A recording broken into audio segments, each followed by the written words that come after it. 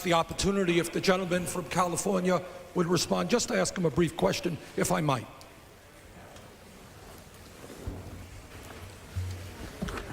Now, my ears may have been playing a trick on me, but I thought I heard the gentleman a moment ago say something, quote unquote, about homos in the military.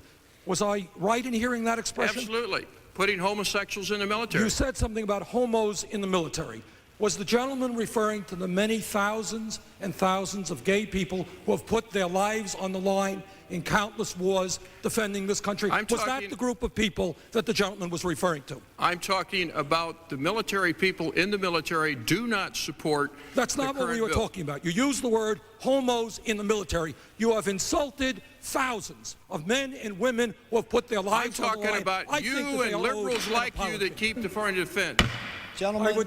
Reclaiming my time. Important amendment brought forth by Congressman Dellums and Congresswoman Waters.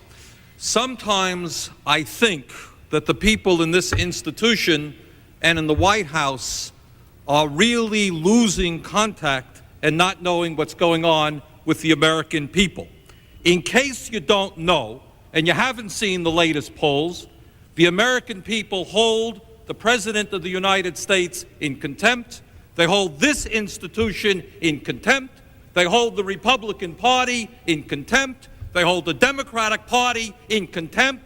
They think that maybe, given all of the crises facing this country, it's about time that there was some bold leadership here and that this institution made some hard choices. And this is what the choice is about.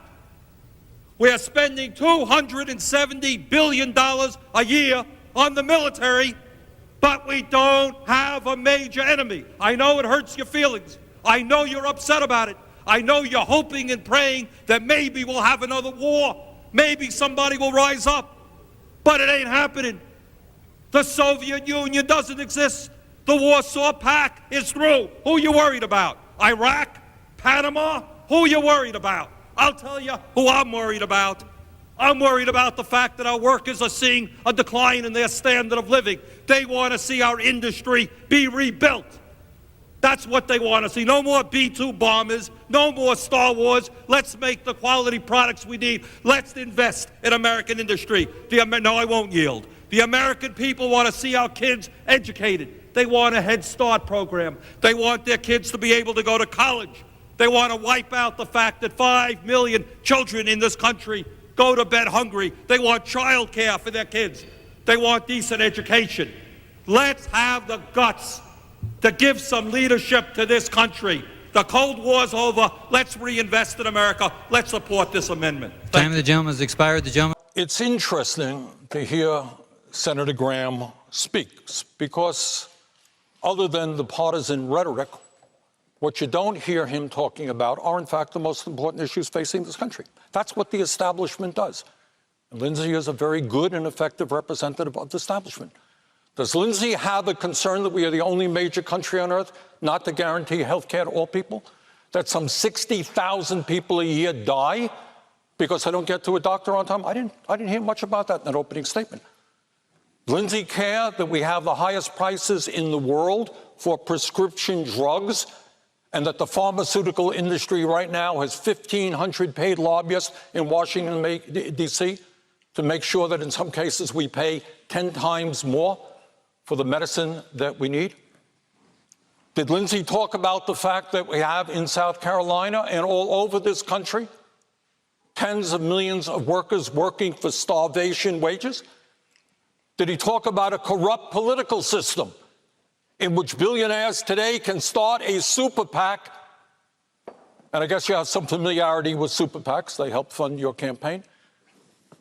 Who can spend unlimited amounts of money to elect candidates. You have the absurd situation where super PACs frequently spend more money than the candidates themselves. I didn't hear Lindsey talk about the crisis of climate change or the reality that scientists are telling us. It's not Bernie Sanders, Lindsey. This is what the best scientists in the world are telling us. We don't get our act together.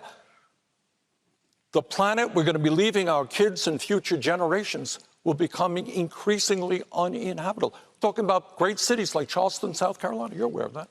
Neighborhoods flooding. There are people who are thinking that not only Charleston, but Miami, New York City will be half underwater by the end of the century. You got to talk about that. You got to talk about income and wealth inequality. Do you have a concern that 2 people own more wealth than the bottom 42%? Do you have a concern in terms of corporate concentration of ownership? You got 3 Wall Street firms now, BlackRock, State Street, Vanguard, who control $20 trillion in assets. They control hundreds and hundreds of corporations throughout this country. Bottom line is we are moving toward oligarchy. And if we don't stand up and say that we need a government that represents working people and the middle class, I worry very much about the future of this country, and I hope you'll speak to some of those issues.